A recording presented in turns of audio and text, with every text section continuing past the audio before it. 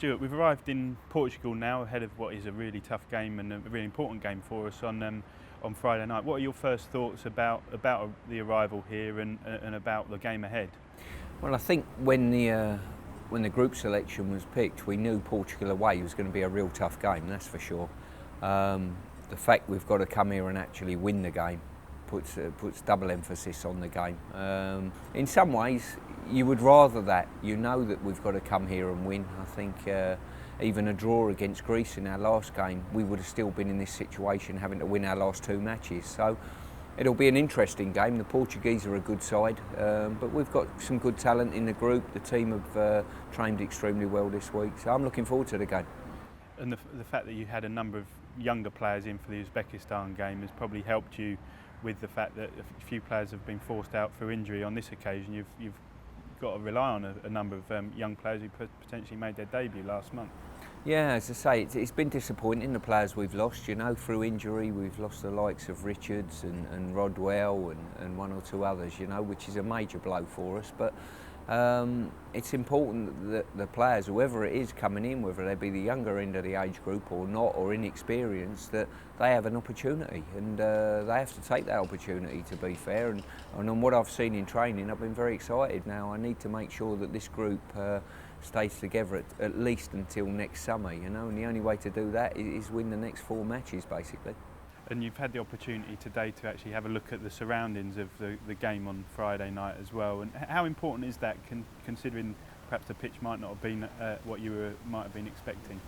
Well, I think within the federation, in every age group, we try to make it an absolute excuseless environment. You know, Carol's a team coordinator, goes to the nth degree to make sure hotels are right, training pitches are right, match pitches are the best standard they can be. Obviously that's slightly out of our hands, but in the main, you know, we try to make things excuseless. So for us to go and train on the match pitch was vitally important for the boys to have a look at it, get to know the surroundings before we turn up to the game the evening of the match. So we'd like to think we're pretty thorough.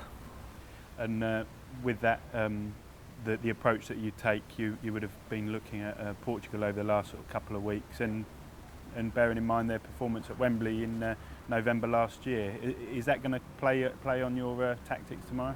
Yeah, I mean, the thing with the Portuguese, like maybe unlike one or two nations, you know how they play. You know, they've got a set system, they've got a freedom within that system.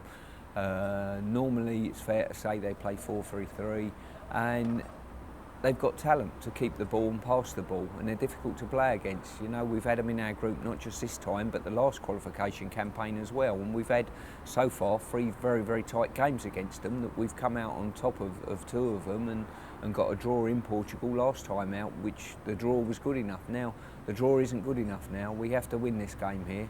And it's like a knockout phase now with the must-win game both in Portugal and back in Colchester next week. Yeah, I mean, we've come to that situation in the group where we've played 6 matches and lost only 1 of those 6 matches, but we're in a situation we need 6 out of 6 points, and we also, in October, if we're good enough to get 6 now, we have to go and do exactly the same again in October in the playoffs. So it's a difficult qualification campaign, but for the players, I think it will give them that extra little edge, and hopefully it will stand them in good stead in the future.